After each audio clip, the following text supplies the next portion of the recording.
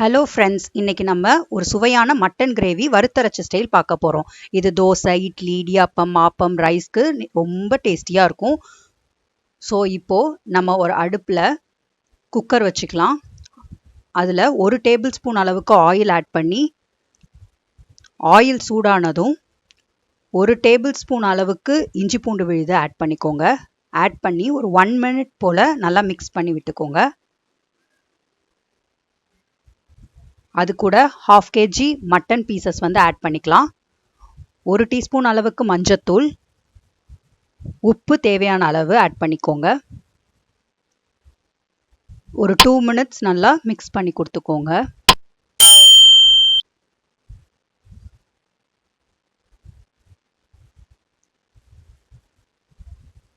இப்போ இது கூட முங்குற அளவுக்கு தண்ணி ஊற்றி க்ளோஸ் பண்ணி நம்ம ஒரு 8 விசில் வர வரைக்கும் விட்டு வேக வச்சு எடுத்துடலாம்.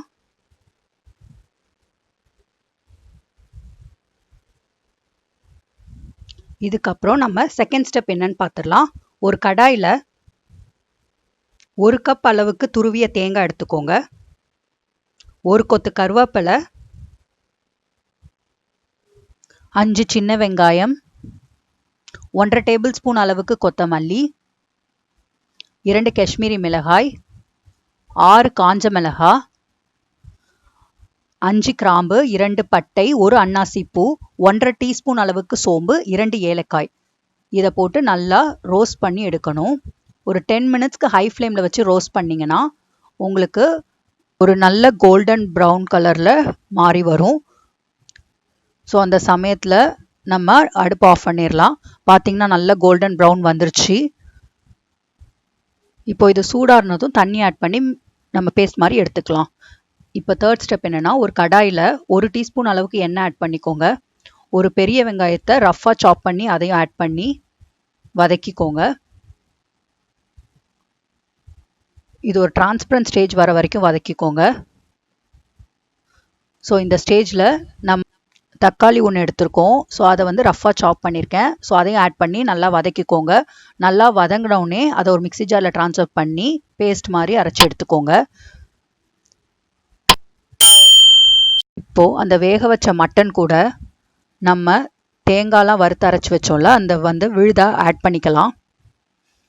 அது கூட நம்ம தக்காளி வெங்காயம் அரைச்சி வச்ச அந்த விழுதையும் ஆட் பண்ணிக்கலாம்.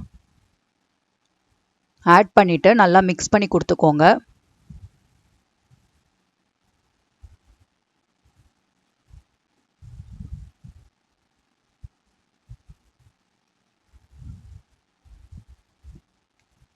இப்போது இந்த டிஷ்ஷுக்கு தேவையான உப்பும் நம்ம ஆட் பண்ணிக்கலாம். ஆட் பண்ணிவிட்டு ஒரு 10 மினிட்ஸ் போல் ஹை ஃப்ளேமில் வச்சு குக் பண்ணலாம். ஒரு ஸ்டேஜில் நல்லா கொதிச்சு வத்தி வரும். ஸோ அந்த ஸ்டேஜில் நம்ம ஸ்டவ்வை ஆஃப் பண்ணிடலாம். ஸோ பார்த்திங்கன்னா நல்லா வத்திருச்சு. ஸோ நான் ஸ்டவ்வை ஆஃப் பண்ணிட்டேன். இப்போ சர்விங் பவுலில் நம்ம ட்ரான்ஸ்ஃபர் பண்ணிடலாம். சர்விங் பவுலில் ட்ரான்ஸ்ஃபர் பண்ணி கொத்தமல்லி கார்னிஷ் பண்ணிக்கோங்க. ஸோ கண்டிப்பாக இந்த சுவையான மட்டன் கிரேவியை ட்ரை பண்ணி பாருங்கள்.